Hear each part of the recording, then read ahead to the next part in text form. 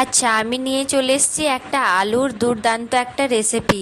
Hello বন্ধুরা, কেমন আছো সবাই? আশা করছি খুব ভালো আছো। তো আবার একটা নতুন ভিডিও নিয়ে আমি চলে এলাম। এটা খুবই সহজ আর খুবই কম সময়ে কিন্তু হয়ে যাবে, আর খেতেও কিন্তু দুর্দান্ত লাগে এটা। তো আমি আলু সেদ্ধ করে নিয়েছি লবণ দিয়ে।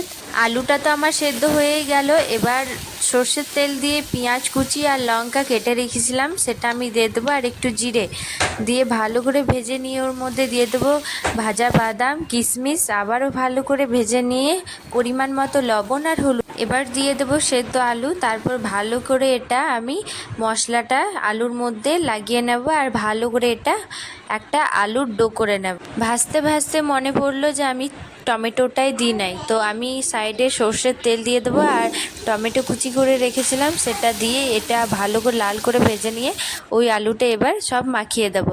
তো আপনারা যদি এই রেসিপিটা দেখে বানান বাড়িতে, তাহলে কিন্তু টমেটোটা আগেই দিয়ে দেবেন।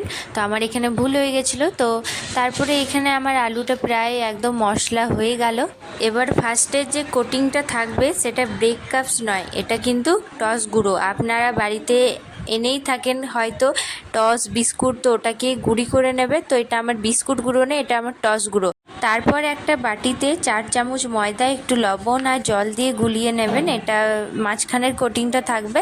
তো এটা আমি আলুটা নিজের শেপের মতো করে নিচ্ছি, আপনারা চাইলে আলাদা শেপও করতে পারেন। তো দেখতেই পাচ্ছ আমার সব হয়ে গেছে। এবার এই টস গুঁড়োটার মধ্যে আমি একটা একটা করে কোট করে নেব। তো এই যে এটা আমি করে নিয়েছি। এবার ময়দা যে গুলিয়ে রেখেছিলাম সেটা এবার লাগিয়ে দেবো। তারপর আবার টস গুঁড়োর মধ্যে আবার কোট করে ব্যাস, তারপরে এটা কিন্তু কমপ্লিট। তো চলো আমি এক এক করে পর করে নিই। এটা কিন্তু খেতেও মজা আর করতেও মজা। আপনারাও অবশ্যই করে দেখো, খুবই ভালো লাগবে। তো দেখতেই পাচ্ছ আমার সব এক এক করে করাটা হয়েই যাচ্ছে আর খুবই ভালো লাগছে।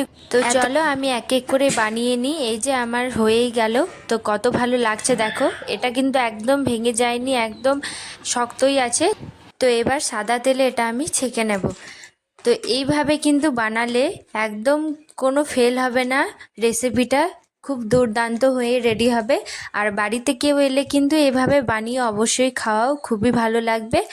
সত্যিই বলছি, ভীষণ ভালো হয়েছিল খেতে। তো আমার হয়ে গেছে। এই যে আমি একটা ভেঙে দেখাচ্ছি যে ভেতরেরটা, আর ফার্স্টের কোটিংটা একবারে মুচমুচে হয়েছিল, ভীষণ ভালো হয়েছিল খেতে, যেহেতু ময়দার কোটিং ছিল। তো কেমন লাগলো ভিডিওটা অবশ্যই কমেন্ট করে জানা। আর যদি ভালো লেগে থাকে তাহলে চ্যানেলটা সাবস্ক্রাইব করো। বাই, দেখা।